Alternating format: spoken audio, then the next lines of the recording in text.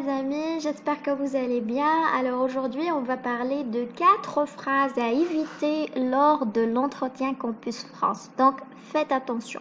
Avant de commencer ces 4 phrases, toujours je vous rappelle, je viens de commencer sur YouTube. N'hésitez pas à s'abonner à ma chaîne, laissez-moi des likes et posez-moi toutes vos questions en commentaire. La première phrase à éviter, c'est je ne sais pas. Attention, ne dites pas je ne sais pas au conseiller. Même si il vous pose une question que vous connaissez pas vraiment sa réponse, mais essayez s'il vous plaît de prendre quelques secondes, de 0 à 3, 4 secondes.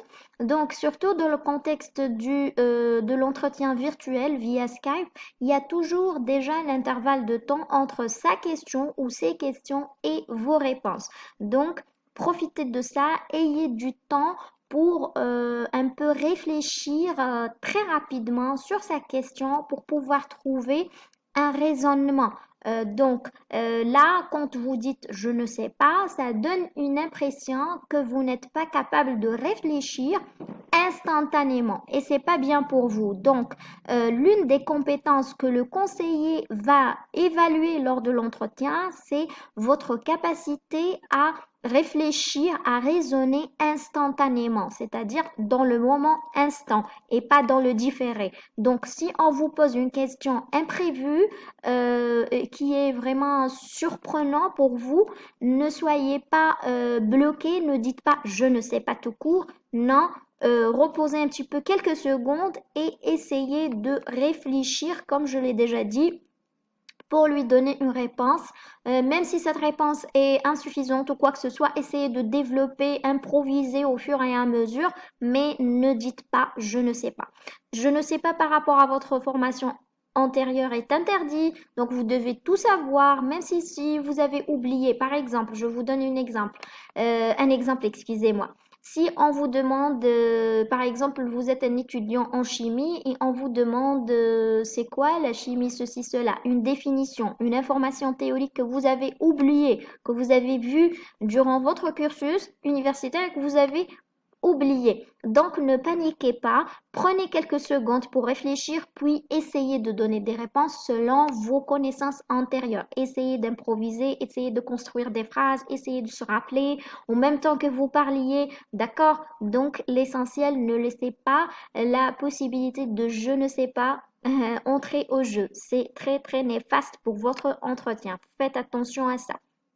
Aussi, quand on vous demande par rapport au coût d'études, par rapport à la situation de la ville, hein, de certaines villes dans lesquelles vous avez postulé ou quoi que ce soit, même si vous ne savez pas, par exemple, la situation géographique de la ville de Grenoble ou quoi que ce soit, essayez d'imaginer la carte, essayez de se rappeler, essayez de dire que ça se situe ceci, cela, je ne sais pas, inventer des réponses, essayez de dire des choses, peut-être pour éviter même la phrase je ne sais pas, vous pouvez dire que je sais que c'est une ville, ceci, cela. Essayez un peu de jouer avec le conseiller de telle manière à donner des informations, même si vous connaissez pas. Oui, je sais que c'est un peu délicat quand on connaît pas la situation. Par exemple, si la ville est au nord, quand on dit au sud, c'est déjà grave. Donc, on peut pas dire ça.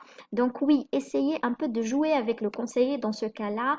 Dites-lui que c'est une ville qui a ceci, cela. Je connais énormément de choses par rapport au patrimoine, par rapport à ceci, par rapport à cela. Vous voyez, par rapport au paysage, par rapport aux qualités d'enseignement et à l'attirance par rapport aux étudiants. Essayez un peu de lui faire perdre l'attention à ce conseiller par rapport à sa question d'origine. Essayez de parler trop, en fait, pas vraiment trop, pour lui faire oublier déjà l'intention de la question et c'est à votre profit. L'essentiel, vous donnez des informations par rapport à cette ville ou par rapport à cette question et ne vous contentez surtout pas de non, je ne sais pas. L'essentiel, ne dites pas je ne sais pas. Deuxième phrase à éviter, mes amis, c'est le fait de dire on m'a écrit cette lettre, on m'a suggéré cette formation, on m'a voilà recommandé cette université, on m'a dit cela, on m'a dit ceci, on m'a expliqué, c'est eux qui m'ont fait ça, c'est eux qui m'ont fait ceci. Donc attention à ça, ne dites pas que quelqu'un d'autre, c'est lui qui a touché votre dossier, c'est lui qui vous a écrit votre lettre de motivation, c'est lui qui vous a suggéré cette université ou cette formation. C'est lui qui vous a dit que oui, cette formation vous va très bien. Donc attention, utilisez dans votre discours lors de l'entretien le jeu affirmatif, c'est-à-dire j'ai écrit ceci, cela, j'ai choisi ceci, cela, je conçois ou j'envisage ceci, cela, je veux faire ceci, cela, j'ai choisi cette formation pour telle ou telle raison. Pour moi, utilisez le je, le moi, n'utilisez surtout pas d'autres pronoms, ne faites pas intervenir d'autres personnes dans vos choix ou dans votre parcours ou dans votre projet. C'est un projet personnel, le projet d'études en France. Donc, c'est tout à fait personnel. C'est vous-même qui a fait l'ensemble des lettres, c'est vous-même qui a consulté les maquettes de formation, c'est vous-même qui a choisi les universités, c'est vous qui avez aussi décidé de quelle formation, c'est vous-même qui prend, voilà, c'est vous qui a tout fait en fait. Vous me compreniez. Donc, ne faites pas intervenir d'autres personnes, même si des amis ou bureaux d'études ou des écrivains ou quoi que ce soit, dans votre projet. Assumez votre personnalité et votre responsabilité dans l'ensemble de votre projet. C'est très intéressant. Ça donne une image à ce monsieur-là qui vous évalue, que vous êtes sûr de ce que vous faites, que vous êtes vous-même, hein, qui a tout fait, d'accord? Et c'est très très positif. Par contre, si vous dites que c'est quelqu'un d'autre qui vous a choisi, qui vous a suggéré, qui vous a écrit, ainsi de suite, c'est pas du tout bon et c'est pas au profit de votre réussite dans cet entretien. Troisième phrase à éviter ou troisième typologie de phrases à éviter, ce sont toutes les phrases portant des formules de doute. C'est-à-dire, vous dites, je ne sais pas vraiment, je ne suis pas sûre, j'ai pas bien fait attention, j'ai des doutes par rapport à ça, je sais pas en détail. Donc, ne donnez pas des phrases comme ça. Et des formules de doute aux conseillers. Il faut plutôt que vous donniez toujours des phrases ayant une certaine certitude. C'est-à-dire, vous dites plutôt, je suis sûre que cette formation est la meilleure pour que je puisse concevoir mon projet, ceci, cela. Et vous détaillez votre projet professionnel. Vous dites par exemple, je suis sûre et certaine, je suis plus que sûre que ce module, c'est celui le plus intéressant pour moi, une raison pour laquelle j'ai choisi cette ville et non pas l'autre ville. Vous dites par exemple, certes, cette ville, par exemple, on vous dit, le conseiller vous dit par exemple, pourquoi vous n'avez pas choisi Paris alors que Paris contient cette université, contient ceci, cela.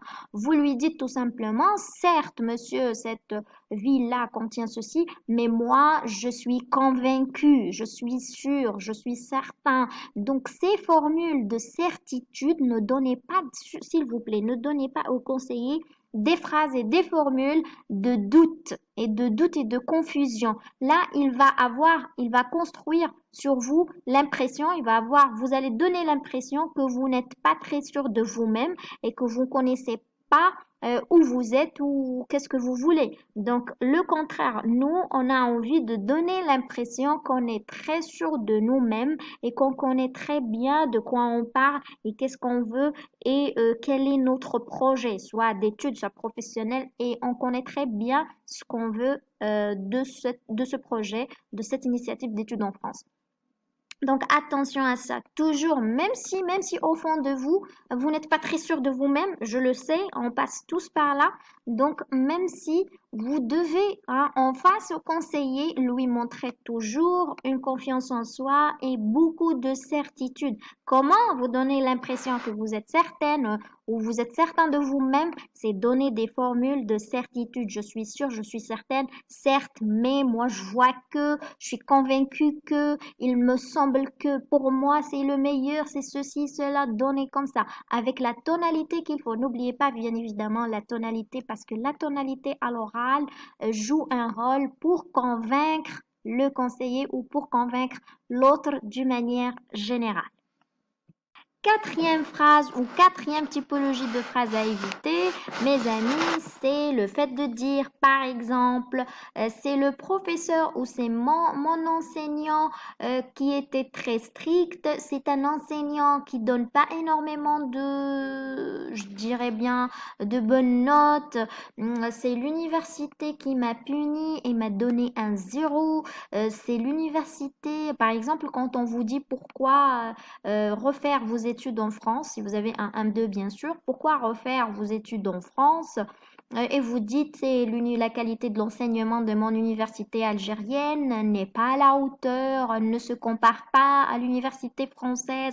Donc, s'il vous plaît, mes amis, ce genre de phrase qui sous-estime votre formation initiale, qui sous-estime la qualité de l'enseignement de votre pays d'origine, ne dites pas ça, s'il vous plaît. Ne dites surtout pas aussi que c'est l'enseignant qui vous a donné de mauvaises notes, c'est l'enseignant qui est strict, c'est un enseignant connu de ne pas vouloir donner de bonnes notes aux étudiants, c'est un enseignant qui donne toujours moins que la barre, même si c'est la vérité. Moi, au fond de moi, j'étais étudiante comme vous, je sais très bien que ça existe, c'est de la réalité, c'est de la vérité, mais on est dans un contexte un peu exceptionnel d'entretien. On doit vraiment mesurer nos mots avant de dire les choses, fallait mesurer ce qu'on dit et c'est vraiment de l'oral préparé. Sachez-vous bien que l'entretien, c'est pas de l'oral spontané, c'est de l'oral préparé, c'est de l'oral, excusez-moi, de l'oral très dangereux. Donc, chaque mot qui sort de votre bouche est calculé, mesuré et compté soit à votre profit, soit à l'encontre de votre intérêt. Voilà. Donc, faites attention, faites très attention. Faut vraiment que vous assurez que vous-même, c'est vous-même qui devez prendre la responsabilité de tout ce qui vous arrive durant votre cursus. Par exemple, je vous donne les réponses qu'il fallait dire. Par exemple, par rapport à vos mauvaises notes, fallait dire que c'est pas, il faut dire que il faut assumer sa responsabilité. C'est très intéressant. Ça donne une bonne impression au conseiller. Ce que vous êtes quelqu'un de responsable. On appelle ça dans la psychologie la contrôlabilité, c'est-à-dire la capacité d'une personne à prendre en charge et à assumer ses responsabilités par rapport à tout ce qui lui arrive dans la vie, soit mauvais ou bon, et surtout par rapport au mauvais. Vous dites l'enseignement était bien, les enseignants étaient géniaux, sauf que c'était de ma faute parce que j'étais malade. J'ai mis la priorité à ma santé plutôt que mes études, une raison pour laquelle j'ai lâché pour quelque temps ce module-là et avec le temps, j'ai pu me récupérer parce que j'ai essayé de balancer après entre la santé et les études parce que les deux sont importants dans ma vie et ainsi de suite. Par rapport, par exemple, à l'université, ne dites pas que la qualité d'enseignement algérien est inférieure à celui en France, ben, même si en quelque sorte c'est relativement correct en fait, mais vous pouvez dire par exemple que vous dites par exemple, monsieur, par rapport à ma spécialité, elle est vaste et durant mon parcours en Algérie, on a, si vous voulez, visé une perspective de cette discipline-là. Et dans l'ensemble des universités françaises auxquelles j'ai postulé, ils ont visé plutôt d'autres perspectives du champ disciplinaire et les deux perspectives seront très complémentaires pour moi et seront toutes les deux très enrichissantes pour que je puisse réaliser mon projet d'études, mon projet professionnel et vous détailler. D'accord? d'accord? Donc, vous avez la possibilité de répondre à vos motivations, pourquoi la France, pourquoi refaire le diplôme, pourquoi ces ces mauvaises notes ou ce mauvais parcours, sans sous-estimer l'enseignant, sans sous-estimer votre pays d'origine et sa qualité d'enseignement. Et ça donne une bonne image de vous. Ça prouve au conseil que vous êtes quelqu'un de responsable. Vous pouvez assumer votre responsabilité d'avoir échoué à certains moments, mais vous vous êtes récupéré, vous êtes là aujourd'hui pour assumer une autre responsabilité, si le bon Dieu le veut, en France. Donc, c'est très, très bon pour vous. Donc, mes amis, j'espère que ces conseils vous seront très utiles dans vos entretiens. N'oubliez pas de me laisser un like si vous avez aimé la vidéo. Je vous souhaite une bonne chance.